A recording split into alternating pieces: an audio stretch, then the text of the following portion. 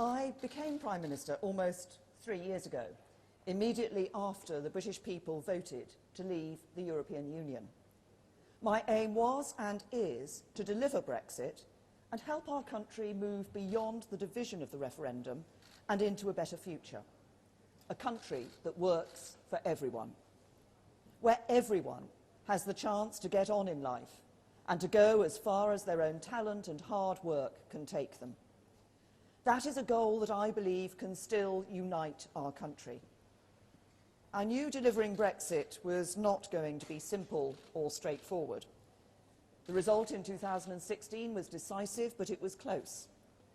The challenge of taking Brexit from the simplicity of the choice on the ballot paper to the complexity of resetting the country's relationship with 27 of its nearest neighbours was always going to be huge. While it has proved even harder than I anticipated, I continue to believe that the best way to make a success of Brexit is to negotiate a good exit deal with the EU as the basis of a new deep and special partnership for the future. That was my pitch to be leader of the Conservative Party and Prime Minister. That is what I set out in my Lancaster House speech, and that was what my party's election manifesto said in 2017. That is, in essence, what the Labour Party's election manifesto stated too. And over 80% of the electorate backed parties which stood to deliver Brexit by leaving with a deal. We've worked hard to deliver that, but we have not yet managed it. I've tried everything I possibly can to find a way through. It's true that initially I wanted to achieve this predominantly on the back of Conservative and DUP votes. In our parliamentary system, that is simply how you normally get things done. I sought the changes MPs demanded. I offered to give up the job I love earlier than I would like. And on the 29th of March, the day we were meant to leave the EU, if just 30 MPs had voted differently, we would have passed the withdrawal agreement and we would be leaving the EU. But it was not enough. So I took the difficult decision to try to reach a cross-party deal on Brexit. Many MPs on both sides were unsettled by this, but I believe it was the right thing to do. We engaged in 6 weeks of serious talks with the opposition, offering to compromise. But in the end, those talks were not enough for Labour to reach an agreement with us. But I do not think that means we should give up. The House of Commons voted to trigger Article 50, and the majority of MPs say they want to deliver the result of the referendum. So I think we need to help them find a way, and I believe there is now one last chance to do that. I've listened to concerns from across the political spectrum. I've done all I can to address them. And today I'm making a serious offer to MPs across Parliament, a new Brexit deal.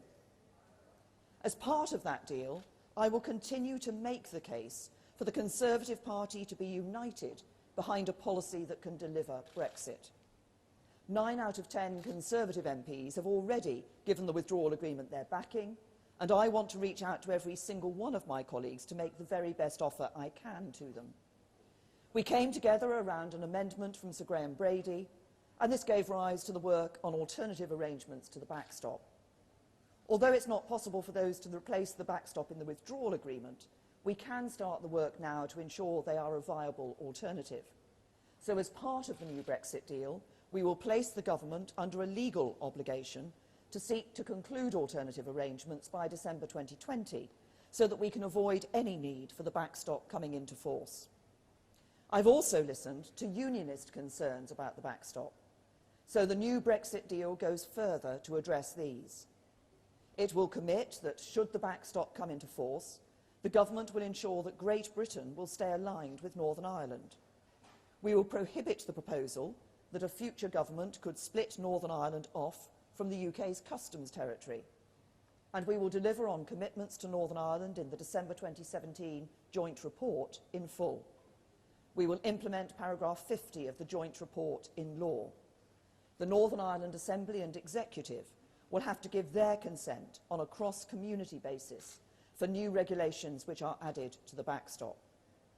And we will work with our confidence and supply partners on how these commitments should be entrenched in law.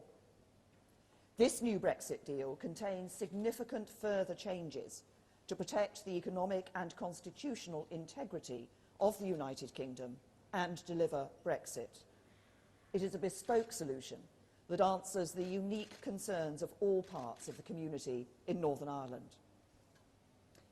But the reality is that after 3 attempts to secure parliamentary agreement, we will not leave the European Union unless we have a deal that can command wider cross-party support. And that is why I sat down with the opposition. I've been serious about listening to views across the House throughout this process. That's why when 2 Labour MPs, Lisa Nandy and Gareth Snell, put forward their proposals to give Parliament a bigger say in the next phase of the negotiations, I listened to them. So the new Brexit deal will set out in law that the House of Commons will approve the UK's objectives for the negotiations on our future relationship with the EU, and they will approve the treaties governing that relationship before the government signs them. And while the talks with the opposition did not reach a comprehensive agreement, we did make significant progress in a number of areas, like on workers' rights. I'm absolutely committed to the UK continuing to lead the way on this issue, but I understand people want guarantees, and I'm happy to give them. So the new Brexit deal will offer new safeguards to ensure these standards are always met. We will introduce a new workers' rights bill to ensure UK workers enjoy rights that are every bit as good as or better than those provided for by EU rules. And we will discuss further amendments with trade unions and businesses.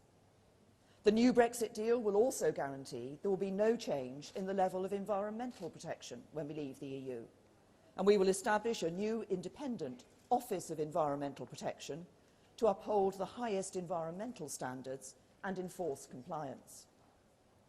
The new Brexit deal will also place a legal duty on the government to seek as close to frictionless trade with the EU in goods as possible, subject to being outside the single market and ending freedom of movement. In order to deliver this, the UK will maintain common rules with the EU for goods and agri-foods products that are relevant to checks at the border.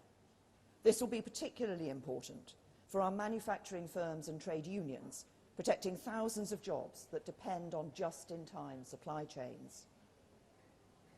The most difficult area is the question of customs.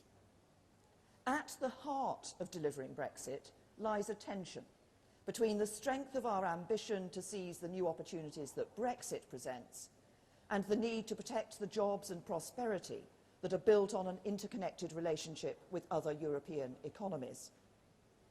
This ambition should not be divisive.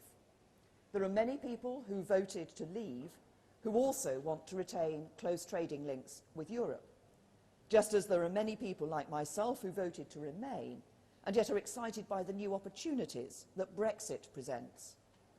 Indeed, I believe one of the great opportunities of leaving the European Union is the ability to have an independent trade policy and to benefit from the new jobs and industries that can result from deepening our trade ties with partners across every continent of the world. But I've never believed that this should come at the expense of the jobs and livelihoods that are sustained by our existing trade with the EU. And to protect these, both the government and the opposition agree that we must have as close as possible to frictionless trade at the UK-EU border. Now, the government has already put a proposal which delivers the benefits of a customs union, but with the ability for the UK to determine its own trade and development policy. Labour are both sceptical of our ability to negotiate that and don't believe an independent trade policy is in the national interest. They would prefer a comprehensive customs union with a UK say in EU trade policy, but with the EU negotiating on our behalf. If we're going to pass the withdrawal agreement bill and deliver Brexit, we must resolve this difference. As part of the cross-party discussions, the government offered a compromise option of a temporary customs union on goods only, including a UK say in relevant EU trade policy, and an ability to change the arrangement so a future government could move it in its preferred direction. We were not able to agree this as part of our cross-party talks. So it is right that Parliament should have the opportunity to resolve this during the passage of the bill and decide between the government's proposal and a compromise option. And so the government will commit in law to let Parliament decide this issue and to reflect the outcome of this process in legislation. I've also listened carefully to those who've been arguing for a second referendum. I've made my own view on this clear on many times. I do not believe this is a route that we should take, because I think we should be implementing the result of the first referendum, not asking the British people to vote in a second one. But I recognise the genuine and sincere strength of feeling across the House on this important issue. The government will therefore include in the withdrawal agreement bill, at introduction, a requirement to vote on whether to hold a second referendum. And this must take place before the withdrawal agreement can be ratified. And if the House of Commons were to vote for a referendum, it would be requiring the government to make provisions for such a referendum, including legislation if it wanted to ratify the withdrawal agreement. So to those MPs who want a second referendum to confirm the deal, you need a deal and therefore a withdrawal agreement bill to make it happen. So let it have its second reading and then make your case to Parliament. Finally, we cannot expect MPs to vote on the same two documents they previously rejected, so we will seek changes to the political declaration to reflect this new deal. So our new Brexit deal makes a 10-point offer to everyone in Parliament who wants to deliver the result of the referendum. 1, the government will seek to conclude alternative arrangements to replace the backstop by December 2020 so that it never needs to be used. 2, a commitment that should the backstop come into force, the government will ensure that Great Britain will stay aligned with Northern Ireland. 3, the negotiating objectives and final treaties for our future relationship with the EU will have to be approved by MPs. 4, a new workers' rights bill that guarantees workers' rights will be no less favourable than in the EU. 5, there will be no change in the level of environmental protection when we leave the EU. 6, the UK will seek as close to frictionless trade in goods with the EU as possible, while outside the single market and ending free movement. 7, we will keep up to date with EU rules for goods and agri-food products that are relevant to checks at the border, protecting the thousands of jobs that depend on just-in-time supply chains. 8, the government will bring forward a customs compromise for MPs to decide on to break the deadlock. 9, there will be a vote for MPs on whether the deal should be subject to a referendum. And 10, there will be a legal duty to secure changes to the political declaration to reflect this new deal. All of these commitments will be guaranteed in law, so they will endure at least for this Parliament. The revised deal will deliver on the result of the referendum. And only by voting for the withdrawal agreement bill at second reading can MPs provide the vehicle Parliament needs to determine how we leave the EU. So if MPs vote against the second reading of this bill, they are voting to stop Brexit. If they do so, the consequences could hardly be greater. Reject this deal and leaving the EU with a negotiated deal anytime soon will be dead in the water. And what would we do then? Some suggest leaving without a deal. But whatever you think of that outcome, Parliament has been clear it will do all it can to stop it. If not no deal, then it would have to be a general election or a second referendum that could lead to revocation and no Brexit at all. Who believes that a general election at this moment, when we've still not yet delivered on what people instructed us to do, is in the national interest? I do not. And my views on second referendum are well known. Look at what this debate is doing to our politics. Extending it for months more, perhaps indefinitely, risks opening the door to a nightmare future of permanently polarised politics. Look around the world and consider the health of liberal democratic politics. And look across the United Kingdom and consider the impact of failing to deliver on the clear instruction of the British people in a lawful referendum. We do not have to take that path. Instead, we can deliver Brexit. All the changes I've set out today have the simple aim of building support in Parliament to do that. I believe there is a majority to be won for a Brexit deal in the House of Commons.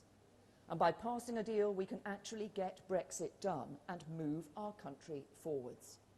if we can do so, I passionately believe that we can seize the opportunities that I know lie ahead. The world is changing fast. Our young people will enjoy opportunities in the future that my generation could never have dreamed of. This is a great time to be alive. A great future awaits the United Kingdom. And we have all we need as a nation to make a success of the 2020s, the 2030s. But we will not do so as long as our politics remain stuck in an endless debate on Brexit.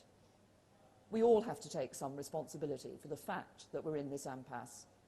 And we all have a responsibility to do what we can to get out of it. The biggest problem with Britain today is its politics, and we can fix that. With the right Brexit deal, we can end this corrosive debate. We can get out of the EU political structures, the Parliament, the Commission, the Council of Ministers, that are remote from our lives, and put our own Parliament back in sovereign control of our destiny. We can stop British laws being enforced by a European court, and instead make our own Supreme Court genuinely supreme. We can end free movement and design an immigration system based around skills that work for our economy and society. We can stop making vast annual payments to the EU budget and instead spend our own money, our own priorities, like the NHS.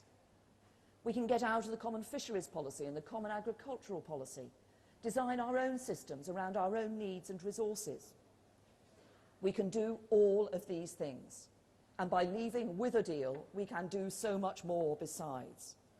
By reaching an agreement with our EU trading partners, we can keep tariff barriers down and goods flowing friction-free across borders, protecting jobs and setting our firms up for future success. We can guarantee workers' rights and environmental protections. With a deal, we can keep our close security partnerships and keep working together to keep people safe. We can ensure that the challenge of the land border between Northern Ireland and Ireland is met in a way that works for people on both sides. This is a huge opportunity for the United Kingdom. Out of the EU, out of ever closer union, free to do things differently.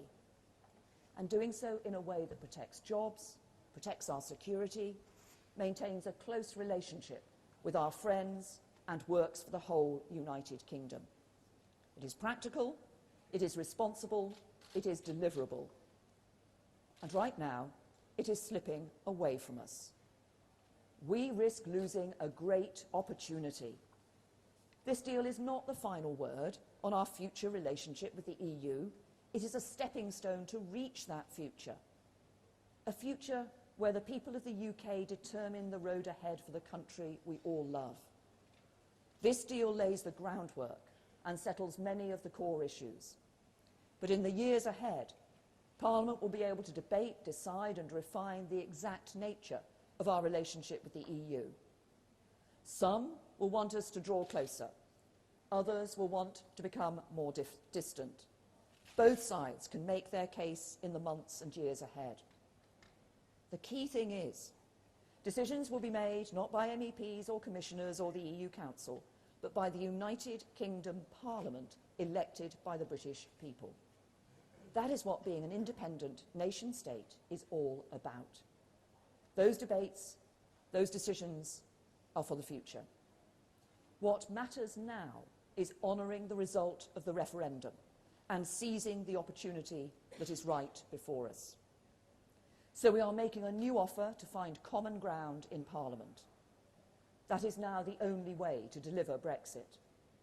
Over the next 2 weeks, the government will be making the case for this deal in Parliament, in the media and in the country, on what is best and right for our country now and in the future, and on what the majority of British people of all political persuasions want to see happen. Tomorrow I'll make a statement to the House of Commons, and there will be opportunities throughout the bill for MPs on all sides to have their say. But I say with conviction to every MP of every party, I have compromised. Now I ask you to compromise too. We've been given a clear instruction by the people we are supposed to represent. So help me find a way to honour that instruction, move our country and our politics forward, and build the better future that all of us want to see. Thank you.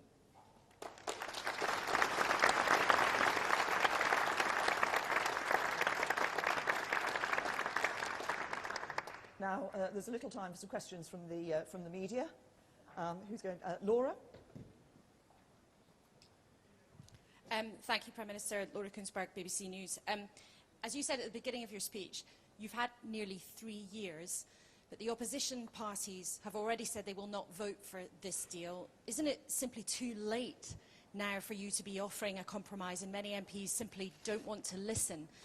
And secondly, can you confirm that if this bill is lost, you will resign? Well, on the second part of your question, Laura, that was last week's news, and I set out with the chairman of the 22 what will be happening. On the first point that you make, I would say to every MP, I mean, I've set this out today, I'll make a statement in the House of Commons tomorrow, we will be publishing the bill. Wait and look at the details of the bill, and think about the importance of delivering Brexit, because this is the way that we can ratify an agreement and ensure that we leave the European Union. That must be at the forefront of our thinking.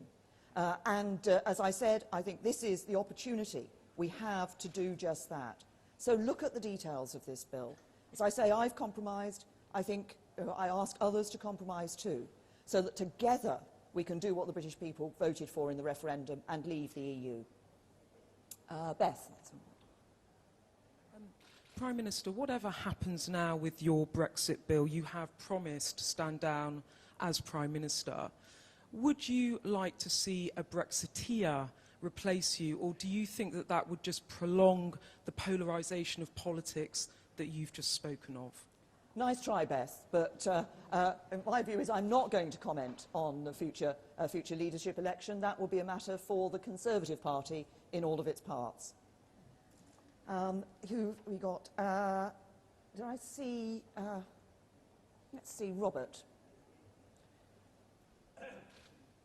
Prime Minister, hello, I'm over here.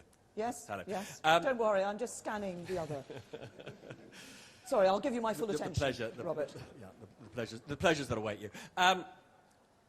You have said, you've said, Prime Minister, that you will give MPs the opportunity to vote on whether to have a so-called confirmatory referendum. Does that mean you are giving a commitment that if they vote for that referendum, there will be a referendum? And you've also said that you will give MPs a vote on whether the UK should remain in a permanent customs union without the ability to negotiate trade deals with other countries. Again, is this a commitment that if they vote for that, that is what a Conservative government would negotiate? Well, as I said in the speech, obviously, as we take these issues through the House of Commons, what the House of Commons will be saying is what they want to see in the final bill. And if you want a deal, it's about ratifying the bill. But I do have to pick you up, Robert, on the fact that you said that I had said there would be a compromise solution of a permanent customs union on the table. No, I didn't. I said a temporary customs union, which would enable a future government to take the customs arrangement in whichever direction it wished to do so. Francis?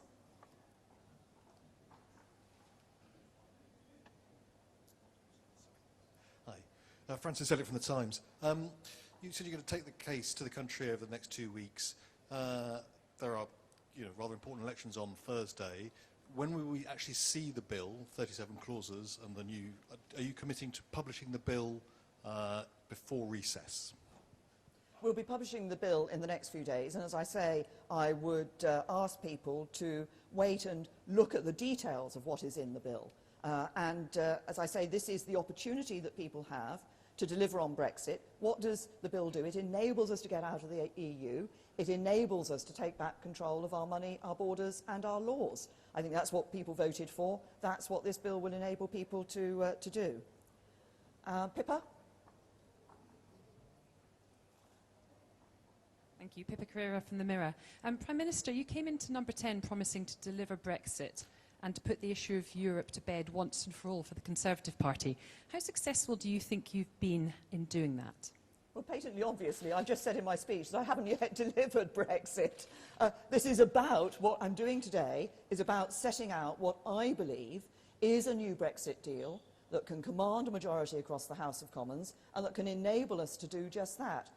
Because it's not just my responsibility to deliver Brexit. I believe it's the responsibility of the whole of the House of Commons to deliver Brexit. We gave the British people the choice in the referendum. The House of Commons, the government at the time said it would abide by the decision. The House of Commons voted to trigger Article 50. The House of Commons passed the initial Withdrawal Act that set the scene for us being able to withdraw when we had a deal, and the legislation would be new legislation would be necessary to put that deal into place. And now we have the opportunity of confirming that Brexit by passing this bill. I'll take one last question from Jason.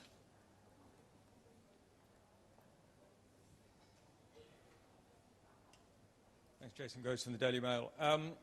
Some of your colleagues seem to be opposed to this, not because necessarily what's in it, but because it's you who's doing the asking. What do you say to those who now think it's your duty and in the national interest for you to step aside and let someone else have a go before this whole thing gets even worse? Well, on that issue of myself, as I said to Laura, you know the situation as was set out last week following my discussions with the chairman of the 22. But look, what I say is this isn't just about me. If it was just about me and how I'd voted, we'd already have left the European Union. Actually, this is about a responsibility across the whole of the House of Commons for us to come together and find a way of delivering on the instruction people gave us. People want us to leave the EU. We need to deliver that. This deal enables the House of Commons to do that, to come together, to support the Withdrawal Agreement Bill and ensure that we leave the European Union. Thank you.